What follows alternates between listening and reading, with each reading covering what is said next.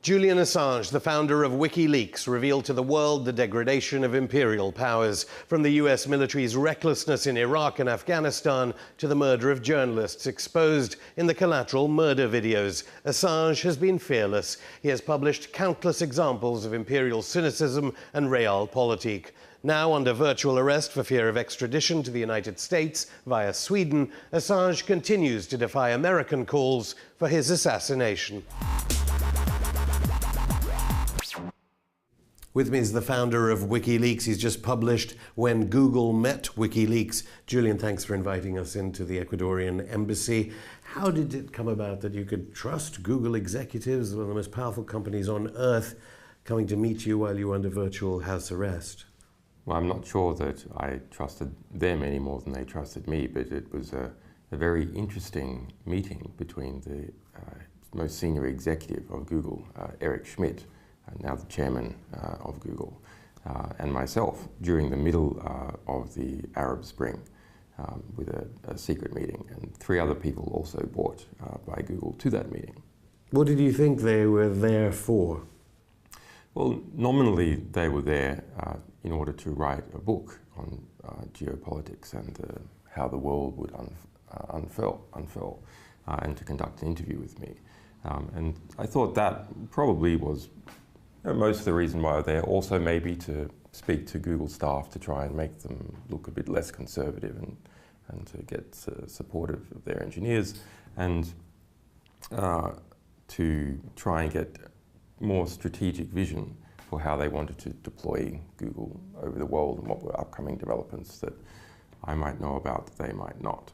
But it turned out things were rather different. At that time, before Snowden, before other elements from WikiLeaks, we didn't really know that the Don't Be Evil company was so entwined with elements of the US security state. And I know in this transcript, which makes up this book, it's a point you want to make. Eric Schmidt, his father worked in the Nixon administration, and he'd just written a book called Empire of the Mind. And that got endorsements as well from Tony Blair and Henry Kissinger. They got endorsements from Tony Blair, Henry Kissinger, Madeleine Albright, a cast of warmongers or actual war criminals, pre-publication, all set up pre-publication. And Henry Kissinger is in fact one of the central people in that book. But you know, it's fine for people to write books. The question to me became, why was that book written? It's a very, very strange book. And you actually met Jared Cohen. He was one of the people that came to meet you. And this is a man, and we must say that this interview is being conducted just days after the US Congress has authorized military aid to so-called moderate Islamists in Syria. There are airstrikes in Iraq. Tell me about this Jared Cohen. So Jared Cohen was the previous advisor for Hillary. He jumped from Hillary to work to being the head of Google Ideas. And Google Ideas is an in-house State Department that Google runs. Its functions are essentially the same as the US State Department, to make alliances with various people, to bring together activists and security generals and so on, bring them together under Google ambit, and create various forms of networking, and even in some cases actively intervene with different governments to try and destabilize them.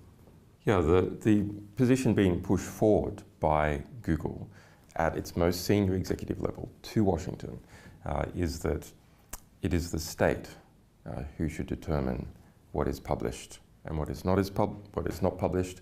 There should be a state body that oversees whistleblowing organizations, and they have to go through that state body before they can release material. And it's not just Jared Cohen. Jared Cohen's past and provenance. He used to work with a woman called Anne-Marie Slaughter, who's been in a lot of TV studios in America, head of the New American Foundation, and she's saying Britain usually involved as well, in covert funding in Ukraine. That's right.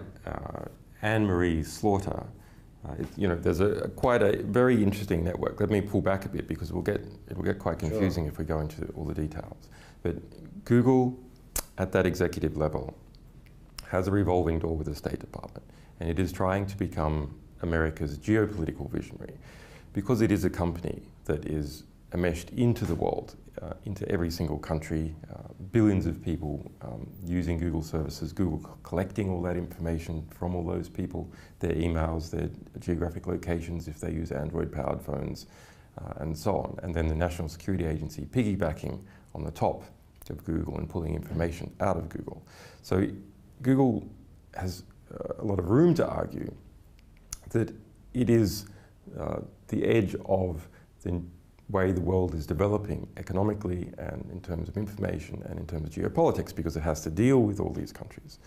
So the empire of the mind and the subsequent Google book is a calling to Washington, not to the general public, because it's not really a book that's readable by the general public, but a calling to Washington. And that's why those figures such as Henry Kissinger and Tony Blair and Madeleine Albright are there giving pre-publication endorsements. That's my interpretation. When you say 6 billion retinas see that Google homepage every day, they were advertising a John Kerry speech when America and of course Britain wanted, the governments wanted to get their people to endorse the bombing of Damascus. There has been a perception previously that Google, well, people just pay for ads and then Google displays those ads and it doesn't actively intervene in terms of its ability to influence. That is not true.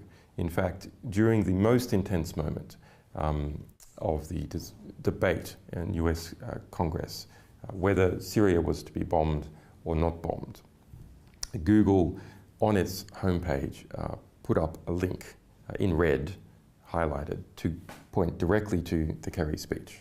How do you think Britain fits in with these sorts of policies and how Google works? Are there top-level connections between Google and our government? Well, there's been reportage from the Snowden material that that Google's internal network has also been mass intercepted by the National Security Agency and the defense sector in the US. And that goes way back. Since 2002, Google has been involved in formal contracts with the National Security Agency of the United States.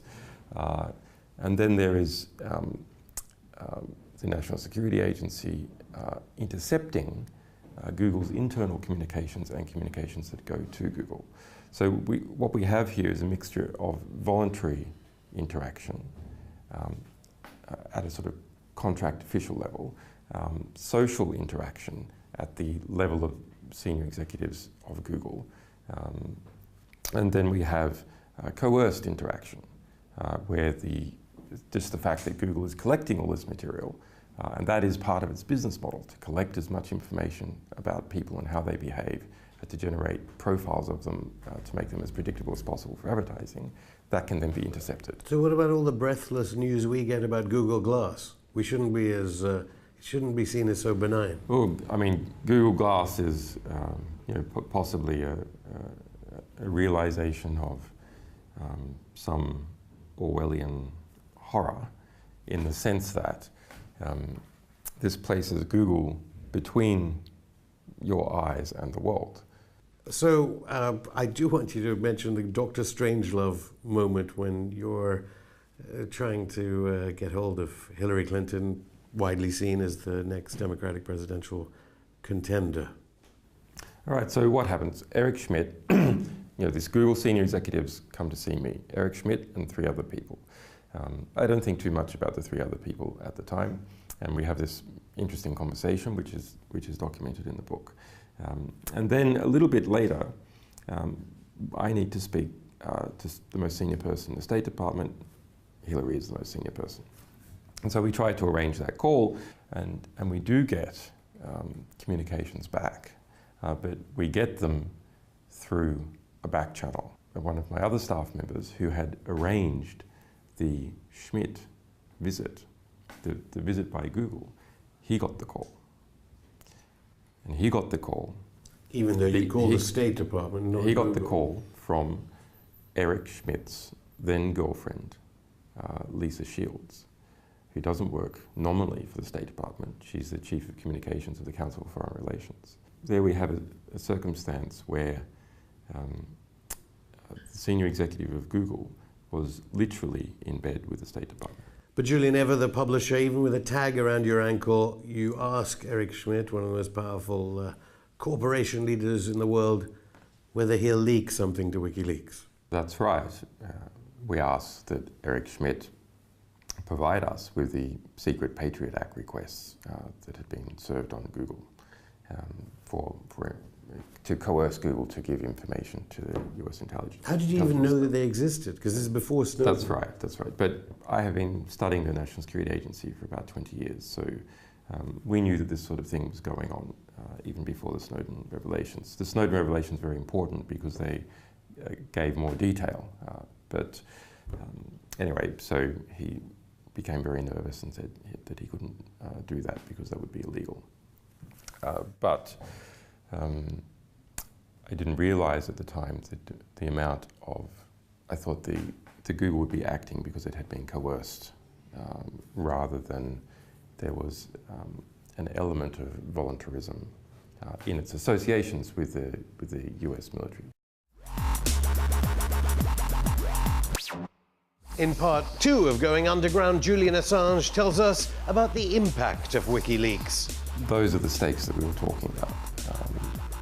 Not only the dissolution of two societies, but the deaths of over 100,000 people. And he tells us about the future of leaking US government secrets. See you after the break. Welcome back to this special edition of Going Underground. In the second part of our interview with Julian Assange, he tells us about the excuses made by those in power to suppress the truth and the extraordinary reaction of Britain's Ministry of Defence to revelations from WikiLeaks. You say in the book that when it comes to WikiLeaks itself, the opponents of WikiLeaks opportunistically they distract attention from the actual revelations, and this has been recurring in lots of WikiLeaks revelations. It's always the possibility of harm, and then they kind of forget about the revelations. Just tell me a little bit about that. If we go back and look at what the US military, Robert Gates and General McMullen, said about our publications of creating hypotheticals that maybe they would cause harm, our publications documented their involvement at a case-by-case level in the deaths of more than 20,000 people in Afghanistan and more than 108,000 people in Iraq. Those are the stakes that we were talking about. Not only the dissolution of two societies, but the deaths of over 100,000 people. And so when you want to distract from this, you just make the same accusation to the person that is making accusation against you. In 2013, in the trial of Chelsea Manning, who was subsequently sentenced to 35 years for giving information to the media, and only for giving information to the media. There's no other allegation against them. That the General Carr, the person responsible for investigating whether any harm was caused by our publication, the US government said under oath that they couldn't find a single person who had been harmed, not a single person. You do say that The Guardian printed a decrypted password to all the cables. That's right. Tell us about why. Was it a mistake by The Guardian? I think it was probably a mistake, but it's a mistake that comes in a certain context, which is a context to rush. Basically, The Guardian was very concerned about what it had done and whether it would be aggressively criticised for what it had done in relation to us. So it had broken a contract, all 3 points of our contract, and there was a reputational fight on between us and The Guardian. And in that concept, it rushed to put out a book. And in that book, it put the decryption password for all the cables. That seems so bizarre. Well, it's just completely incompetent. Elsewhere, they did things that were much more serious. For example, they secretly gave all 251,000 cables to a Mossad contact in Haaretz. All 251,000. And that was the only country, other than the New York Times, that was the only country that they gave all 251,000 cables. Why would they have done that? We don't know. I mean, of course, at this sort of time, when there was this fight on with The Guardian, there was a film that came out, We Steal Secrets. I think people go through. Just tell us a little bit about how that gave a totally false account, really, of who you are, what WikiLeaks was. I mean, there was a documentary funded by Universal, about $2 to $3 million in the US, and it was what is typically done in a sort of liberal sphere, which is you build them up and you knock them down. They then went and became close to the Guardian. So in relation to that dispute about the Guardian's incompetence in putting the password in its book, they took the Guardian's. It all just jumbled up together. Arguably not as incompetent, all this stuff, as one event you relate in here about the Ministry of Defence. We released a number of classified documents from the British Ministry of Defence, very interesting materials, including a 2,000-page document on how to stop leaks and how the number one enemy of the British MOD was not Russian spies, but was in fact investigative journalists. The British Ministry of Defence was sort of panicked that this material was there, and they're going, my God, there's pages and pages. In fact, there's hundreds of links, and they had 5 exclamation marks in a row. And then we've got to do something. And they're like, well, okay, let's tell British Telecom, who controls the internet for the Ministry of Defence, that to prevent anyone in the Ministry of Defence reading Wikileaks. Disaster. So of course, it does get very serious. I mean, it's almost an aside here in this book, the intelligence security company, which you discovered was tendering for millions of dollars a month to target people associated with you and WikiLeaks. That's HB Gary. Tenders, in that case, for $2 million per month to attack us, attack Glenn Greenwald as a supporter, the Snowden journalist. And the recommendation for those private intelligence companies to the Bank of America was given by the Department of Justice. Well, despite all of this, here you are in the Ecuadorian embassy. Chelsea Manning, as you said, decades prison sentence, the appeal coming up. You've still come out, WikiLeaks has still come out with the FinFisher leaks, which are part of a UK, formerly part of a UK Gamma group. Just tell us just a little bit about the FinFisher malware that you released to the public in the last few days. Put it in context, 80% of the National Security Agency is run by private industry. So when you think about what is the core of government, what is more government than anything else, you think it must be intelligence agencies. No, in fact, in the West, the intelligence agencies are now 80% run by private industry. And one of them is Gamma Group. And Gamma Group produces something called FinFisher. And FinFisher is actually a suite of cyber weapons to hijack people's mobile phones, to turn on the microphone on people's mobile phones, to pull information out of their computers and so on. And probably the most serious thing that it produces is a bulk Trojan system that you put in the major gateway of a country or ISP, and then everyone's connecting to that. The Trojan goes back down and infects their machines. And the material that we published was the code itself to do that. Their command and control center, the actual infection code, and then interactions with their clients. For example, in Bahrain, targeting human rights. An ally of Great Britain, yeah. And with a Fifth Fleet also based in. Could be used against them. Let's go to the normal politics of it as well. You mentioned in the book at one point that there were once authentic actors like unions and churches, and how it's all been hijacked in a sense. You were depicted as free market statism. Yes. In this larger battle, how can what WikiLeaks does contribute in this battle? Battle of globalization, really. You mentioned politics versus wealth transfer. Yeah, well, we're in a position now that, that there's no other game in town other than the internet. It's not a matter of, we can't go back to the caves. If we do that, we cut ourselves off to influence the development of society. But what is happening now is a sort of these fluid, postmodern, public-private networks of interaction. I gave you an example of this National Security Agency, 80% being run by private corporations. And those private corporations, though, have shareholdings across jurisdictions. But the political actors that you might perceive to be working in the other direction, the NGOs, these meetings like the Internet Governance Forum or Sweden's Stockholm Internet Forum, is coming together to what it seems to create a new vision for a better world. These are funded by the same players.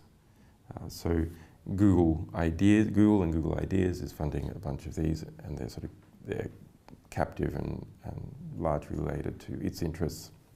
But similarly, the State Department and USAID and SIDA in Sweden and the FCO are also... Bono's One Foundation, the Gates Foundation, the New America Foundation, you go on. There is hope, though, in this book. I detected the political education of apolitical tech people being extraordinary. And as you said, I think before, that even at the height of the propaganda against WikiLeaks, 40% of the US population, with 900,000 people in America having security clearance. We have an update on that statistic now. The ACLU, in fact, ran a survey.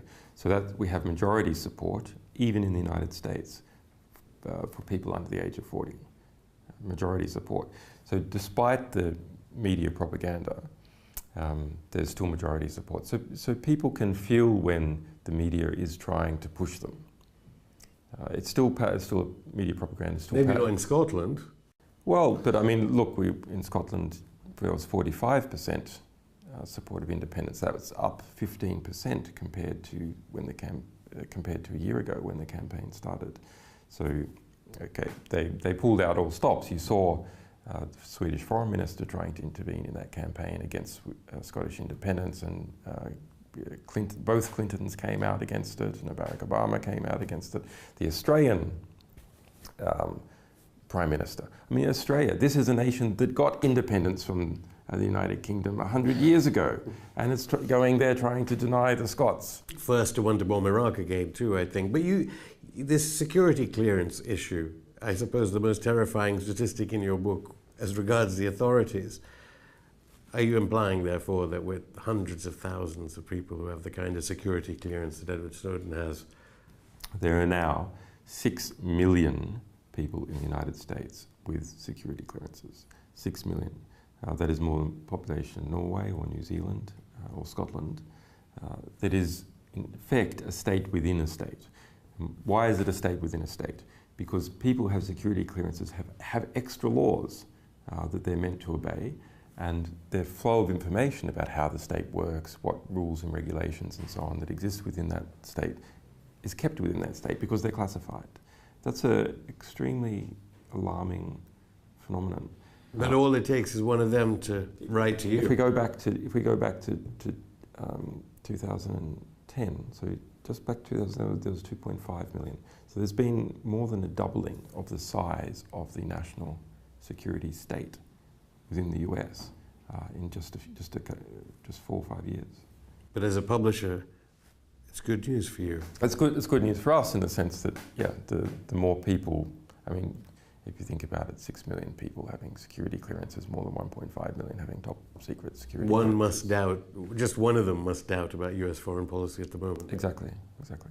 Julian Assange, thank you. You're welcome, Afshin. That's it for today's special edition of Going Underground. An uninterrupted version of that interview is on our YouTube channel. Join us on Monday when, ahead of the Tory party conference, we speak to philosopher Roger Scruton about what it means to be a conservative. Don't forget, you can drop us a line on Twitter at underground_RT, like our page on Facebook, or email us on goingunderground@rttv.co.uk. See you on Monday.